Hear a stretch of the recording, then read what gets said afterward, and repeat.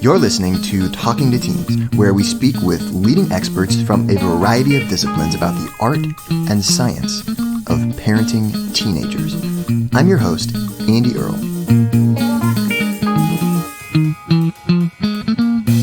We're here today with Dr. Stephanie Sarkis. Her new book is all about how to recognize manipulative and emotionally abusive people and break free. It's called Gaslighting.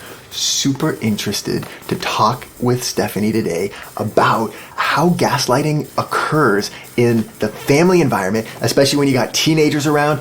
What do you do if you are, in a relationship with somebody who is, emotionally abusive? And how do you deal with that? So, super interested to talk about all of that and more. Stephanie, thank you so much for making the time. I found out about you from your book, which is called Gaslighting, Recognizing Manipulative and Emotionally Abusive People and Break Free. And I just devoured this book. I saw it at Powell's in Portland and picked up a copy and really just, kept dog-earing pages like, oh, wow, this is interesting. This sounds like a thing that teenagers do. So I was super interested because it's kind of a concept that, people have maybe heard about gaslighting, but you kind of for the first time sort of started to get codify it and figure out the science behind it. So what inspired you to be so interested in this subject, and how did you then go become the book writer of the Gaslighting book? So I work primarily with people with ADHD and anxiety, and I noticed a pattern of people winding up being in these kind of dependent, abusive relationships where I think sometimes when you have ADHD or anxiety, you kind of unconsciously seek out someone that may seem like they have their act together and can help you, and not so much help you, but I just noticed that people that are vulnerable are prone to getting into relationships with someone that turns out to be a narcissist or a sociopath.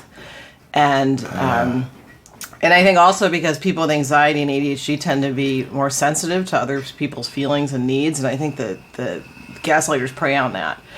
So I started noticing that more and more when I met with couples and for individual therapy as well. And then I wrote the article on Psychology Today, 11 Warning Signs of Gaslighting, then that went viral. And the term gaslighting, we've used that to talk about emotional abuse for, I think the movie came out in the 40s, but we first started using it to talk about emotionally abusive behavior in the 60s, but now it really hasn't shown up regularly until now. In the last 4 or 5 years or so. So I've noticed more and more people coming in realizing that, I was in an abusive relationship and they didn't know it. Because this type of abuse, sometimes people don't always consider the emotional type of abuse to be abuse. I see that. So what then exactly is gaslighting? And what distinguishes it from other types of abuse? Sure. So gaslighting is a way to keep you off kilter. It's a way to manipulate you and to make you feel that that you can't trust yourself and you need to rely on the gaslighter's version of reality. And the purpose of that is just to gain power and control over you. So it is a part of emotional abuse. And gaslighters will tell you things like, what you're seeing and hearing isn't what you saw and heard, or I never did that, or even if you know the person did it and you have obvious proof of it, they will still deny it.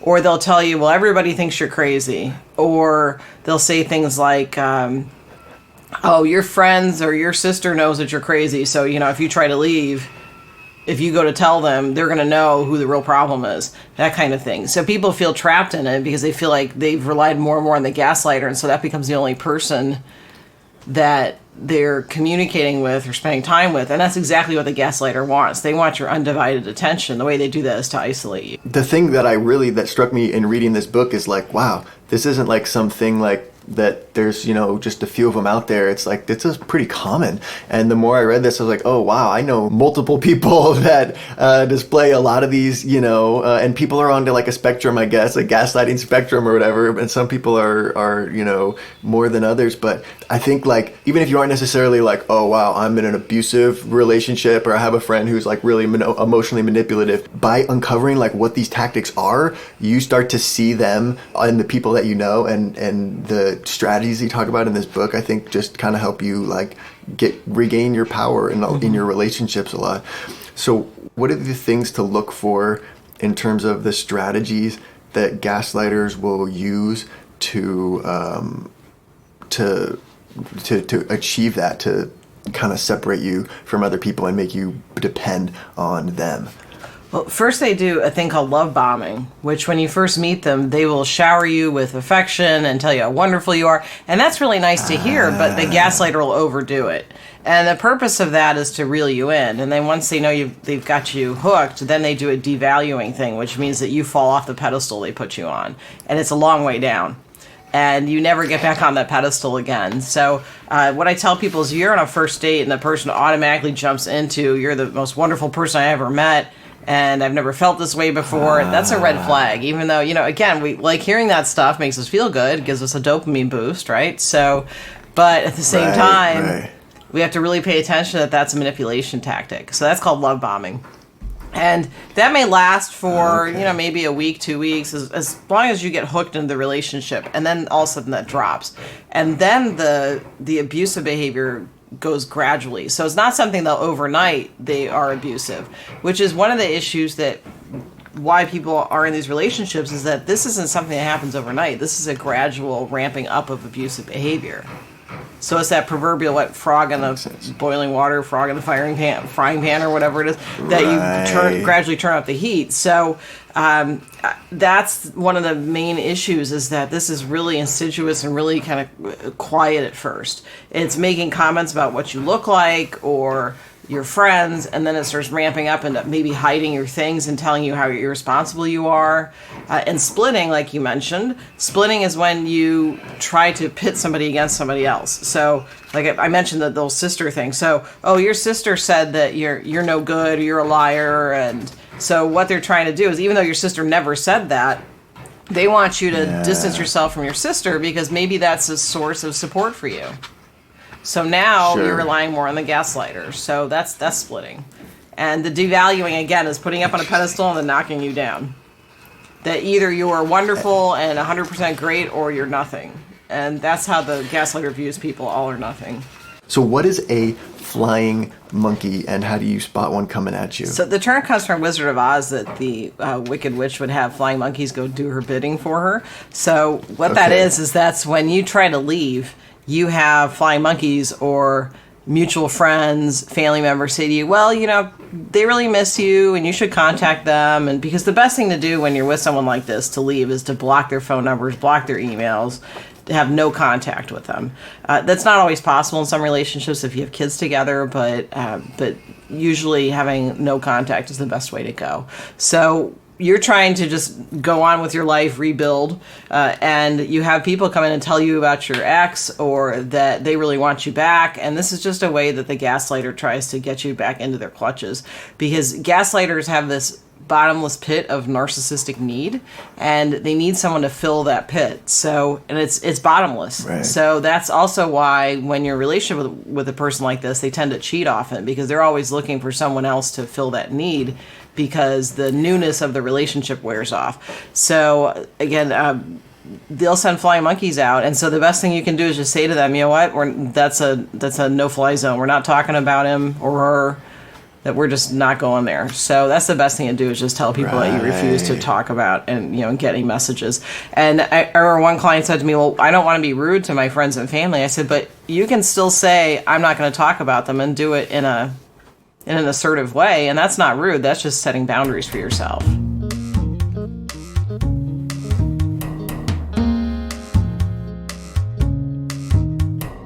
One thing that strikes me that's kind of difficult with this, we focus on, teenagers, how to talk to teenagers about difficult kind of things.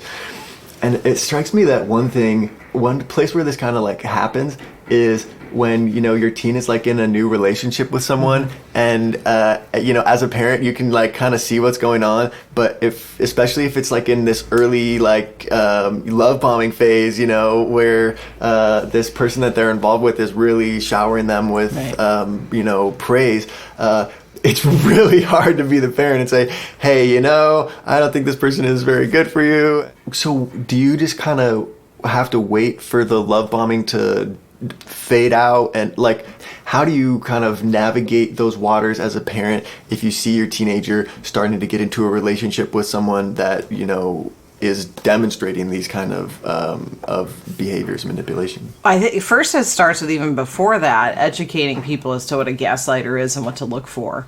Because when you're a teenager and you meet your first love, you've got your oxytocin going, and you know, your bonding hormone, and everything's great, and maybe there is love bombing. So Sure. yeah, so I think it's a really tough sell. It is, and you're the parent, so the more you say don't go out with a person, the more your kid's going to want to go out with them. But again, it's educating them so that when they get into this relationship, if they see any of these behaviors, it gives them a red flag. And also just to make sure that there's open communication. And say, you know, I know that this can happen. I just want you to keep your eyes open for it, and come to me at any time and talk about it. And it's hard, but you want to be as non-judgmental as possible. And if you say anything bad about the partner, kids again will try to latch onto that relationship. You know, that's their way of individuating. They're trying to separate from their parents. This is one of the way they do it. So with the kids, you have to just, again, tell them what a gaslighter is. Open communication, non-judgmental. If they're in this type of relationship, you can say to them, hey, I have some concerns about this relationship, and this is what I've seen. Or sometimes parents will say, you know, I noticed you haven't been yourself lately, and I'm wondering, you know, if there's anything you need to talk about. And just to know that, you know, sometimes people don't always have your best interests in mind, and it's something that I want you to know you can talk to me about it. Now, obviously, if there's physical abuse going on, because unfortunately gaslighting can lead into physical abuse, of course you have to intervene. Again, you can intervene, but at the early stage of the relationship, but again, kids tend to hold on tighter to their partner. So it's tricky. Right. It's tricky. Yeah, so a lot of it's just letting them know, and open communication, and just checking in with your kid and saying, hey, how's everything going with so-and-so? Do you have any questions? Because I know that this is kind of new for you, and I just want you to know, you know, there's healthy relationships and unhealthy relationships, and also teach them what a healthy relationship is, which is you have open communication, and if you bring up an issue with someone, that person listens, and they don't blame you for bringing up an issue, which is something that gaslighters do. So not only do we have to tell kids what an unhealthy relationship is, but we also have to tell them what a healthy relationship is as well. The being non-judgmental, I think, is just so important for everything with teenagers, because the more you say, oh, hey, I don't like this person and I don't think you should be with this person, then that forces your teenager to then cognitively kind of double down on the fact that, oh, well, I am fine and I can handle myself, and I am going to be with this person. And so then when the love bombing is over, and when they do start to notice things, they've now kind of like locked themselves in deeper, like, just because if they now go to you and say, oh, hey, I don't know what to do about this relationship because it's kind of not what I thought it was, now they're kind of like losing to you almost, because you had said that I don't think this is good for you, and they had said, well, I'm fine, I can handle myself. And once that happens, then it's like you dig into these sides, and then it becomes really, really hard. For what you want to happen as a parent is you want the kid to be able to come to you and say, hey, can I talk to you? Like, I don't know, I'm in this like relationship and I don't know if it's quite healthy or not. I can't really tell, because a lot of times with gaslighters, you kind of have a feeling that something is off, but they keep you on your toes a little bit, and you can't quite tell, and you just want them to be able to talk to you about those things. And so I think that non-judgmentalness is so important, and also maybe like sharing a time when you've been in a relationship with somebody, or a time when you've gotten sucked in, right? And you've thought someone was just like the greatest, and then you realize later on that they were kind of manipulating you. And a side piece to that. So when you do that, you want to make sure you don't give too much details, because your kids are going to get really grossed out. So you want to just say that there are sometimes people that you could say, well, one time in a job, because we had gaslighters at work too, so you could say, one time in a job I had this person and they stole my ideas, and then they told someone they didn't do it, and so that kind of personality is what we're talking about. Because kids have this idea that you only had sex once to make them, and that was it, and you didn't enjoy it, So they really don't want to Right. hear about your past relationships. So I think it's really important just to say that, there are people that you're going to meet that do this kind of behavior. You could say, anybody's run into this. You could say, I've done it at work, or I knew someone in high school, but you don't want to give them too many details too, because then kids will just go la la la la la, cover their ears. So you want to be careful. That's so true. Yeah, and we tend to over-explain as parents, so we tend to just tell them everything, and we don't really need to do that, but I think, it is important. Totally agree that it's important to bring up that you've been through that too, so it's not so foreign. And so, I like that. Like, because you talk in here about how, friends, a lot of times, it's not just romantic things, it's relationships with your friends, it's people at work that do this to you. It's even like your, people in all areas of your life can be gaslighting you. And so I think, being able to, not come to your teen from a place of like, well, don't get taken in by these people, right. Because that will happen to you, and that's not good. But come in from a place of like, hey, I've gotten taken in by people who I thought were just the greatest, and then came to realize later on they just were using me for whatever my ideas, or just so they could use my car in high school or whatever the thing is. I like your totally. Judgmental parent voice too. But it's one of those things to kind of step back and go, well, the feeling I'm having of judging this, what is that about? Is it me protecting my kid, or is it me maybe not feeling comfortable with them dating yet? So you have to kind of look at why you're having that feeling, and again, kind of separate out from that. And it's really hard. I'm not saying it's easy at all, but again, your kid's more likely to talk to you if you're non-judgmental. A section in this book that was pretty big that I found really fascinating is on co-parenting. A lot of times it's the ex-partner who is the gaslighter, and it's this parent who's trying to figure out, how do I now raise these kids when I have to share custody with this person who tells them bad things about me, right. and is emotionally manipulative, like tries to get back at me almost by telling the kids, oh, don't listen to your mom, she's just trying to control you, and you don't have to do that, I'll just buy you one. And obviously, if it's a gaslighter in any other area of your life, it's like, just get out of the relationship, stop communicating with the person. But this is a situation where you're kind of stuck with this person. So in that situation, so how do you approach it? Well, first I'll just add that when you're sharing life experience with the gaslighters, do not bring up the other parent, because you just don't want to go there. So when you bring up past experiences with gaslighters, talk about work or high school or something like that, but don't talk about the other parent. So just that's one guideline.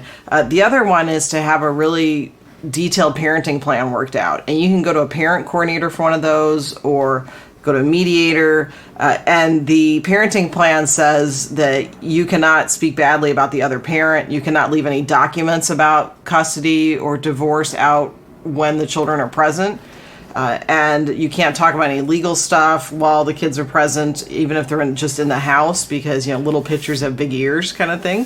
Also sometimes gaslighting parents will leave documents out so the kids can see them, or also put in the parenting plan that no financial issues are to be talked about by either parent to the children, and messages are not to be sent. Also, parenting plans give really detailed instructions as to how you're going to communicate with the other parent. Okay. So again, that parenting plan, it's one of those things that if the gaslighter, they're bad at following boundaries, that you can always default to, hey, the parenting plan says this, and then it's the court, not you, saying it. So that is your kind of fallback plan. And also, again, you don't want to try to beat the gaslighter at their game, because you're going to lose, because these people are master manipulators. So if you try to kind of gaslight back, it's going to backfire on you. And also keep in mind, too, that this is your child's parent. You may think that they're a terrible parent, and you wish you'd never met them, but it's your kid's parent. And so there's that bond that a kid has with their parent that's just, it goes beyond rationale, and it's there. So that's why you want to make sure that you don't say anything badly about the parent, even if you really want to. That's something best to be saved for going to your own therapy or talking to your friends when your kids aren't around and venting, but not to your kids. And also keep in mind, too, that sometimes gaslighting parents will try to pump kids for information about what's going on at home. And again, kids have that loyalty to both parents. So whatever you're saying about the parent, just picture that being brought back to the other parent.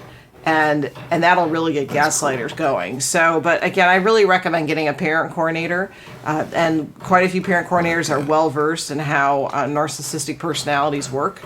And it keeps you moving forward with getting your parenting plan together. And it even goes down to, well, if your kid's younger, they don't drive yet. So let's say that you have an exchange point. Well, you wait there for 20 minutes, and after 20 minutes, you can go home. I've seen parenting plans that actually have that in there. So that, because the gaslighting parent will say, well, I'll be there in a few minutes. I'll be there in a few minutes. And they don't show up, or they show up an hour later just to kind of get you riled up. So that's actually put in the parenting plan. I've seen extremely detailed multi-page parenting plans. Again, that's the best way to do it because gaslighters tend to not respect boundaries and rules. Yeah, right. Wow, that is so cool. So how do you set that up? Like, that's something you have to set up before the divorce is finalized, and it's part of the divorce paperwork that is a parenting plan. So then is it possible to do that if the divorce paperwork has already been done? Can you still now somehow create the parenting plan and get it legalized, or has the ship kind of sailed on that?